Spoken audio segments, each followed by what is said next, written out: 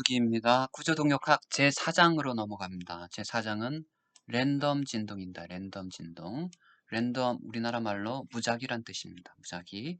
진동이 어떠한 굉장히 막 튀는 거죠. 그렇게 하는 경우를 얘기하는 건데 거기에도 어떤 규칙이 있습니다. 통계적인 분석을 하게 되면은 규칙을 찾아낼 수가 있습니다. 그래서 랜덤 진동이고요. 랜덤 진동에서 이번에는 4장 1절에 대해서 기초 확률 이론 및 확률 분포에 대해서 하겠습니다. 기초 확률 이론에서 확률 분포는 이산 분포와 연속 분포가 있고요. 그 다음에 그냥 분포가 아니라 가끔씩 튀는 것들, 그래서 지진이라든가 파랑 이런 것들은 최대값들이 어떻게 분포되는지, 지진 규모 5짜리의 분포가 어떻게 되는지, 규모 6짜리의 분포가 어떻게 되는지, 확률을 분포를 가정을 하고 난 다음에 어떤 형태로 가정을 해야 되는지 추정하는 것, 추정하고 난 다음에 항상 거쳐야 될 과정이 검정입니다. 검정. 맞는지 틀린지, 그 다음에 예제가 있고요. 그 다음 매트랩 예제가 있습니다. 4장 1절 넘어가도록 하겠습니다. 4장 1절 기초 확률 이론 및 확률 분포입니다. 확률 이론하고 확률 분포에 대해서 하겠습니다. 일단 1의 1절 기초 확률 이론인데요. 용어들이 많습니다. 용어들에 대해서 공부를 해야 되는데요. 그래서 모집단, 모집단, 전체 대상이 되는 전체 집단을 얘기하고요. 그 중에서 샘플을 뽑아가지고 만든 표본 집단, 샘플이라고 부르고요. 그다음 모집단의 통계적인 특성을 파라메타 혹은 모수라고 하고요. 어미 모자를 쓰는 거죠. 뭐 평균이라든가 분산 이런 거고요. 그 다음에 우리가 표본을 통해서 추정한 양, 모집단 전체를 다 할 수 없으니까요. 만약에 선거 거기 성향을 파악할 때 모든 사람들의 다 조사하기는 힘들고 표본을 추출해 가지고 그 표본을 가지고 신뢰 구간 얼마 정도에서 어떻게 될 것이다라고 판단을 하는 거죠.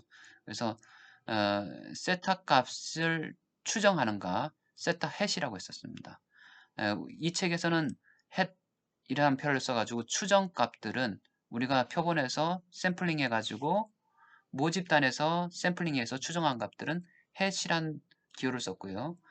확률 통계 책들 보면은 뮤와 시그마 값을 평균과 표준 편차라고 부르고요. 이것을 모집단에서의 평균과 표준 편차고 샘플에서의 평균과 표준 편차를 x바와 s로 나타내기도 합니다.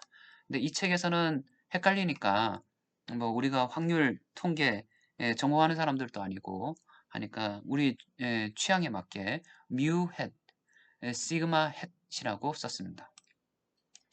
그래서 모집단과 표본입니다. 그 뒤에 그림이 하나 있는데요. 이렇게 되어 있습니다. 모집단 전체 파란색의 모집단이고요. 그 중에서 샘플링을 한 표본이 있습니다. 모집단의 모수 중에서 가장 대표적인 거 평균과 표준 편차이고요. 그 다음에 이 값을 실제로 잘 모르니까 샘플링을 하고 난 다음에 이 뮤에 혹은 시그마에 해당되는 값을 추정합니다. 여기 지금 끊어져서 나오는데요. 원래 책에서는 이렇게 나와 있습니다.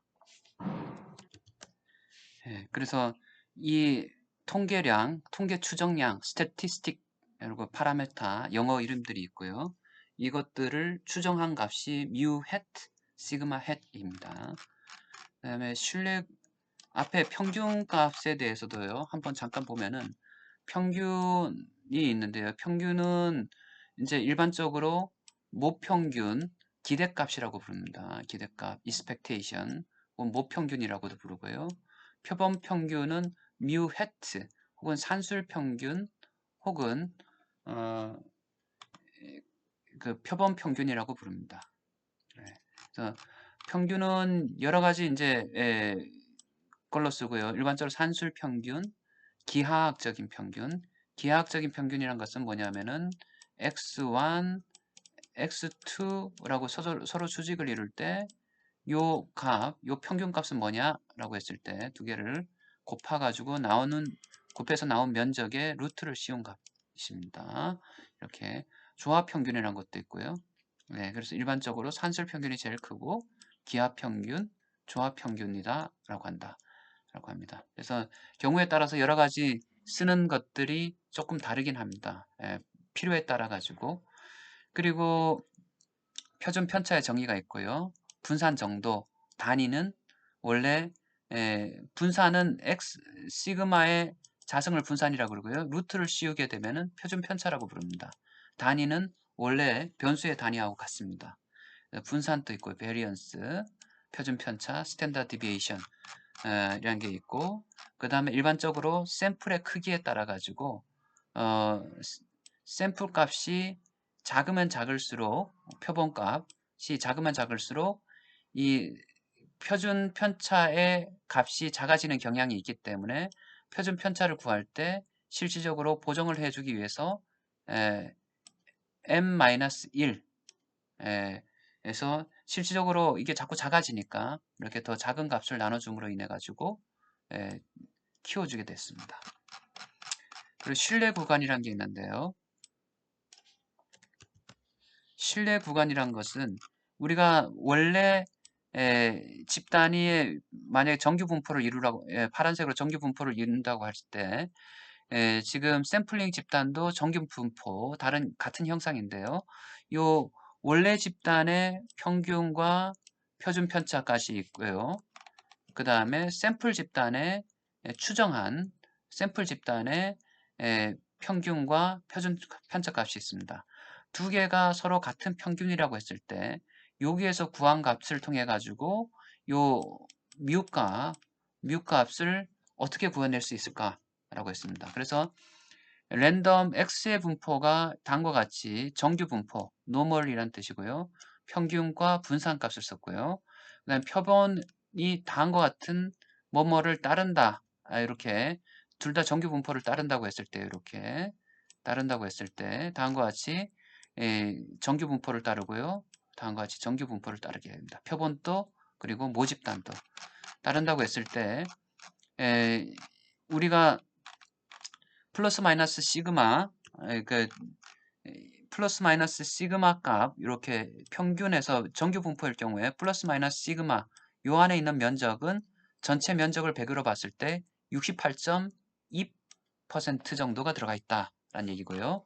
이러한 정규 분포의 형상에 따른 시그마 값에서 이런 면적에 차지하는 것을 안다고 했을 때 우리가 앞에 것을 나타냈을 때 만약 90%라고 하면요.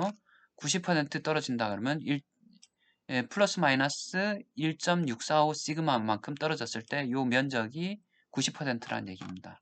그래서 1.645, 1.96, 2.58이 들어갔고요. 추정하는 방식은 우리가 뮤 헤트 값을 우리가 평균 값은 같다고 봤을 때 여기서 양쪽에 플러스 마이너스 요만큼 더해줬을 때 시그마 값이죠. 그래서 68.26%고요. 68.26. 요거를 양쪽을 덧셈 뺄셈 나눗셈 하게 되면은 이게 우리가 뮤 헤트 요거는 시그마 x 헤트 값을 사용해 가지고 요것이 원래 평균이 있는 범위가 요 영역 안에 들어가 있을 확률이 68.26%다. 그래서 신뢰 구간 68.26%에서 요 값이 들어가 있으면은 믿을 만하다라고 합니다. 예제를 하나 넣었는데요. 그럼 이건 68.26%는 신뢰 구간이고 100% 중에서 68.26%는 신뢰 구간이고 여기는 31.74% 나머지 값은 유의 조심해야 된다 유의 구간이라고 합니다. 그래서 지금 예제가 하나 있는데요. 250g을 담는 통이 있고요. 그 통에서 보통의 통의 옆에서 치수를 재봤더니 그 분산값이 그러니까 평균 250이 담겨 있고 분산값이 여기는 표준 편차를 넣었네요. 2.5 표준 편차가 2.5 정도다. 그래서 정규 분포라고 가정했을 때, 그래서 실질적으로 우리가 계측을 해봤더니, 샘플 계측을 해봤더니, 뮤 헥트 값이, 샘플 25개를 계측을 했더니, 뮤 헥트 값이 실질적으로는 250.2 정도 나오더라. 라고 했습니다. 그래서 유의 구간, 우리가 95%에서 플러스 마이너스 요 값을 더해줬을 때, 예, 이 값으로 따져보니까, 뮤 x 값이 251과 249점에 있을 요 안에 있으면은 유의 구간 있을 확률이 95%다 라고 했어요. 그래서 실질적으로 재봤더니 200 요 250g 모평균 이 250g을 포함하고 있으니까 실내도 혹은 유의 구간 유의는 요 반대말이죠. 실내 구간 95% 수준에서 이 값이 250g 모평균이 요 사이에 있을 것이다 라고 해서 지금 실질적으로 우리가 계측했던 값이 계측했던 값을 근간으로 해가지고 원래 모평균이 요 안에 있을 값은 95% 정도다 라고 95% 믿을만하다. 이 바깥에 있을 확률 5%는 확률적으로 5%는 이 밖에도 있을 확률이 크다라는 얘기입니다. 그래서 이것은 설계를 할 때 원래 250g을 목표로 했기 때문에 95% 신뢰할 수 있는 정도에서 샘플링을 해봤더니 95% 신뢰할 수 있는 수준에서 250g을 포함하고 있다. 믿을 만하다. 그래서 이거는 만약에 OK 사인을 내려줘야 되는 거죠. OK 사인을 내려줘야 됩니다. 근데 샘플링 값이 해봤더니 260 정도 나왔어요. 나오죠 해가지고 이 250 포함되지 않았다. 그러면은 우리가 신뢰 구간 95%에서 우리가 했던 제품들이 우리가 250g을 정품으로 생각을 했을 때 정품이 평균적으로 들어가 있을 가능성이 없다라고 얘기할 수 있는 거죠. 그래서 기계에 대해서 제품 검사를 하는데 있어가지고 활용할 수 있습니다. 중앙값, 가운데 있는 값과 중간값이라고도 부르는데요. 중앙, 미디언이라고 부릅니다. 다음과 같이 1, 3, 3, 6, 7 했을 때 가운데 있는 값 순서대로 나왔을 때 이건 6이고요. 만약에 이게 짝수개다. 2, 4, 6, 8개니까 가운데 있는 값이 없잖아요. 그럼 가운데 있는 값 2개 중에서 2개를 골라서 그 사이 값을 중앙값 혹은 중간값이라고 한다. 빈도가 최고로 높은 값을 모드 최빈값이라고 합니다. 그래서 다음과 같은 값들이 이렇게 있을 때 최고로 많이 나오는 값 모드 6개 6이 나왔으면 이때는 최빈값이 6이고요. 다음과 같은 과일 종류의 이름이 있을 때 오렌지가 여러 번 나왔으니까 최빈값은 오렌지이다. 용어입니다. 용어. 그 다음 비대칭도와 n차 모멘트입니다. 대칭도라는 것은 일반 노멀 가우시안 분포 혹은 정규 분포일 경우는 이게 대칭입니다. 근데 경우에 따라서는 대칭이 안 될 경우도 있어요. 최빈도 값은 여기에 있고 평균값하고 중간값은 이쪽으로 쏠려 있는 거죠. 왜냐하면 이쪽으로 쏠려 있으니까. 파란색 같은 게 오른쪽으로 쏠려 있으니까 최빈도는 여기 있는데 중앙값하고 평균값은 오른쪽 편에 있습니다. 이렇게 오른쪽으로 쏠려 있는 걸 가지고 파지티브 양의 비대칭, 이거는 음의 비대칭이라고 얘기합니다. 확률 밀도 함수에 대해서 얘기가 있는데요. 확률 밀도, density, 확률적인 density, 밀도 함수라는 것입니다. 그래서 밀도 함수하고 두 가지가 있는데요. 확률 밀도 함수를 쌓아둔 걸 가지고 누적 분포 함수, 확률 분포 함수를 계속 쌓아가는 것을 누적 분포 함수라고 부르고요. 그 다음에 이것이 연속되지 않고 낱개로 나와 있을 경우는 확률 밀도 함수를 확률 질량 함수라고도 합니다. PMF, Probability Mass Function이라고도 합니다. 그래서 그 다음 누적 분포는 계속 합친 거고요. U 값이 U 바, 그래서 어떤 특정 기준값보다 작을 확률입니다. 그래서 U 바라는 값을 새로 특정 값보다 작을 확률이고요. 그래서 지금 위의 것이 확률 밀도 함수, 밑에 것이 누적 분포 함수입니다. 확률 밀도 함수에 해당되는 거 칸수는 서로 같고요. 한 칸 한 칸씩 올라가는 걸 계속 쌓아 올라가죠. 이렇게 1만큼 쌓았고요. 여기 파란색을 또 여기 몇 칸만큼 쌓을 거죠. 2. 뭐 한 3.5 정도 쌓았네요. 3.5 정도 이렇게 쌓았죠. 요 높이가 이렇게 쌓인 겁니다. 이렇게. 그래서 누적으로 계속 쌓여 높아지는 거죠. 쌓을 때마다 계속 높아지고 있습니다. 위로 노란색 한 칸 쌓았고 여기에 조금 높이에 회색을 쌓았습니다. 그래서 확률 밀도 함수와 probability density function, 그 다음에 누적 분포 함수, cumulative density distribution, cumulative distribution 펑션입니다. 그 다음에 두 개가 어떤 변수 u와 v가 통계적 독립, 서로 무관하다라고 얘기할 때 통계적 독립은 통계적 독립일 경우는 서로 이거는 확률 분포, u에 대한 확률 분포, 확률 밀도 함수, v에 대한 확률 분포 함수, ub에 합친 것의 확률 분포 함수를 결합 확률 joint probability density 펑션이라고 부릅니다. 그리고 퍼센트하고 퍼센타일, 백분위수의 차이점에 대해서 얘기 나누고요. 그래서 퍼센타일의 다른 점이라고 했을 때 어떤 친구가 이 친구가 여기에 점수는 55점이라고 했어요. 100점, 50점 이렇게 나왔는데 55점이니까 여기에 속해 있죠. 이쪽에 속해 있고요. 그 다음에 요 커트라인이라 그러면은 요 커트라인을 통과했고요. 그 다음에 이 친구가 88번째 퍼센타일 하면 100분위로 나타냈을 때 위에서부터 점수 낮은 데서부터 위로 갔을 때 88번째 전체 학생이 100이라면은 88번째에 위치하고 있다. 밑에서부터 예, 예, 라고 할 수 있습니다. 그래서 퍼센트랑 퍼센타일 이런 퍼센타일 값은 요건 100분위를 얘기하는 거고요. 요거는 그냥 퍼센트를 얘기합니다.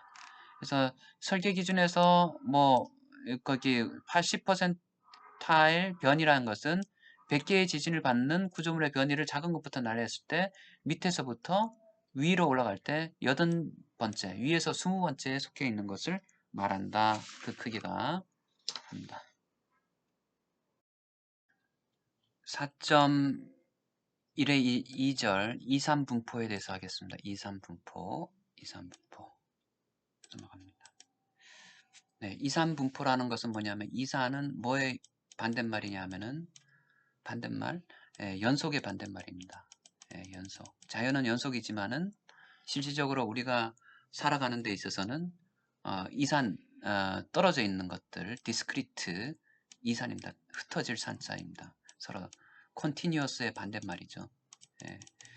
이산이라는 용어를 사용하고요. 만약에 주사위 같은 경우에 나오는 숫자가 1, 2, 3, 4, 5, 6 이렇게 떨어져 있죠. 요 사이에 1.1, 1.2, 1.3 이렇게 끊임없이 연속되어 있지 않죠. 그런데 요 반대말이란 discrete 이산이란 말 쓰고요. 그래서 연속이란 말은 시간이 1시에서 3시까지 끊임없이 연속되어 있고요. 온도가 0도에서 10도까지 연속되어 있다. continuous란 말이고요. 그래서 이러한 그 연속 변수들의 분포를 연속 확률 분포라 그러고요. 이러한 이산 변수들의 이런 것들을 변수라 부르죠. 각각 u 값이 1, 2, 3, 4, 5, 6으로 변하니까 u를 변수라 부릅니다. 변하는 수란 뜻이죠. 이러한 수들의 분포를 이산 분포라고 합니다. 그래서 주사위 두 개를 던졌을 때 두 눈의 합이 최고 12까지 나오고요. 제일 작은 것은 2까지 나오죠. 그래서 그 경우의 수를 다 합쳐보면은 7이 나올 확률이 제일 크죠. 분포. 전체 면적은 36개, 6 곱하기 6이니까요. 경우의 수에 7이 나올 확률이 6개니까 요거의 확률은 36분의 6. 그래서 이렇게 된 것을 가지고 확률 분포인데 보통은 연속 분포는 FS라고 쓰고요. 이산 분포는 P라는 말을 씁니다. 하지만 이 책에서는 P하고 S를 굳이 구분하지 않았습니다. 이런 것을 이산 분포라고 하고요. 이산 분포 중에서 가장 대표적인 것은 베르누이 분포입니다. 베르누이 분포는 베르누이 시행 혹은 이항 시행 둘 중에 하나가 된다는 얘기죠. 시행이고 하나가 오면은 O하고 X분이 없습니다. 동전을 던졌을 때 앞면하고 뒤.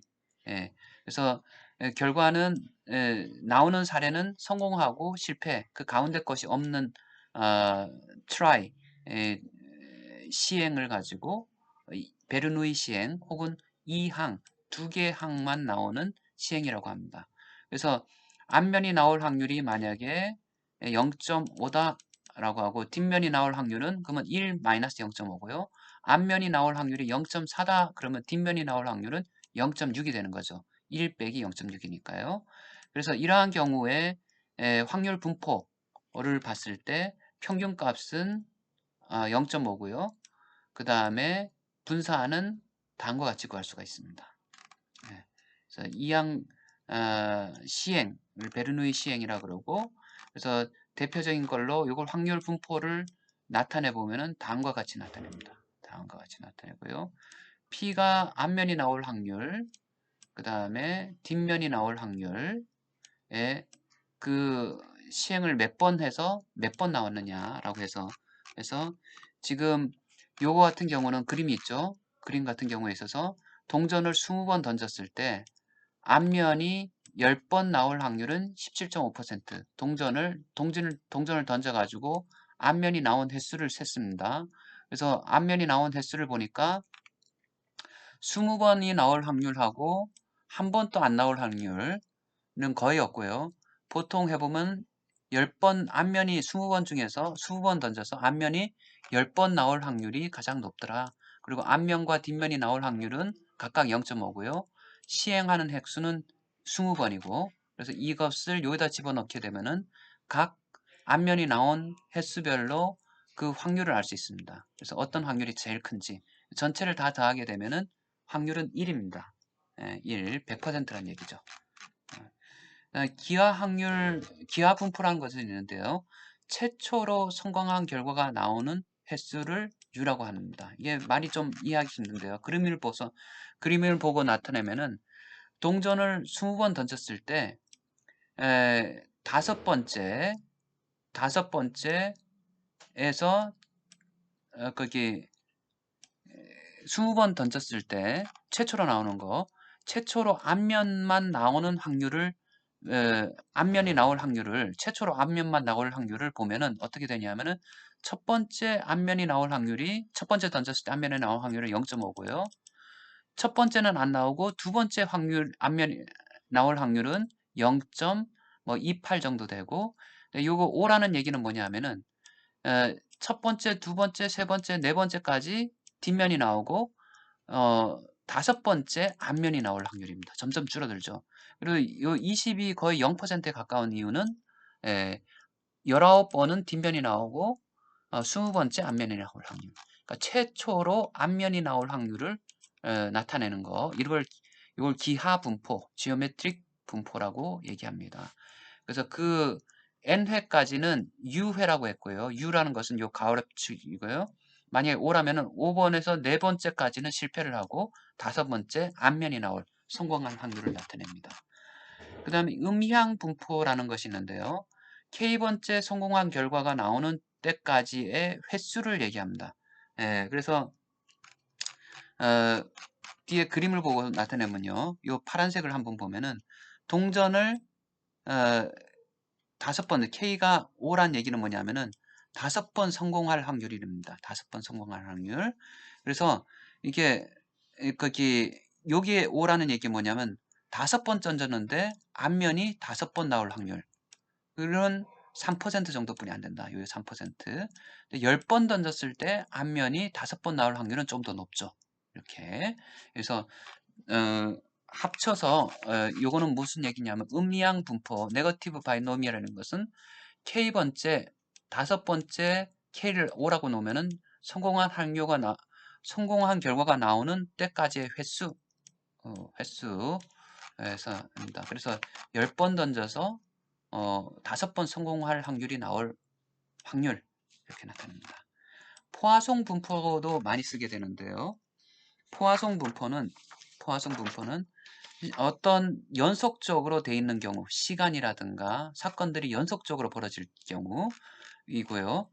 그래서 그 포화성 분포는 서로 간에 앞에 일어났던 사건하고 뒤에 일어났던 사건이 서로 독립적으로 발생한다라는 가정이 있습니다. 어떤 시간 내에서 발생할 빈도라고 합니다. 람다라고 했을 때 예를 들어서 지진이 한 번 발생했는데 그 다음번에 발생했으니까 안 발생한다라는 가정이 아니라 앞에 발생한 것하고 무관하게 뒤에 다시 발생할 확률은 뭐 10분의 1이다. 10년분의 1이다. 앞에도 10년분의 1. 앞에 10년분의 1 발생했다 그래도 뒤에 다시 발생할 확률이 줄어들지 않은 거죠. 발생 빈도.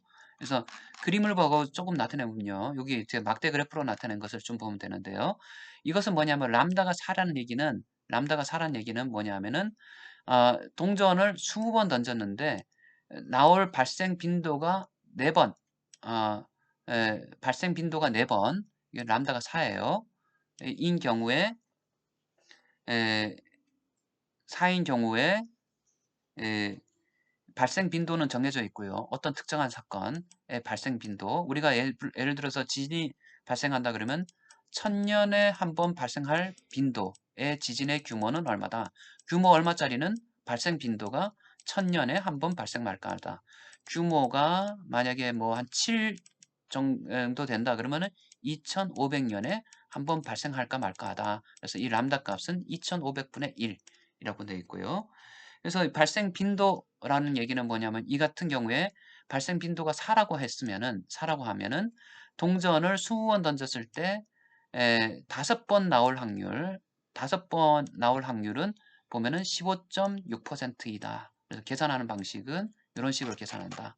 이렇게 포화송 분포라고 생각을 해서 계산을 할 수가 있습니다. 그래서 지금까지는 2, 3 분포에 대해서 얘기를 나눴습니다. 근데 대부분의 경우에 있어서는 설명도 나와 있는데요. 구조 해석에 주로 사용되는 확률 분포는 연속 확률 분포이다.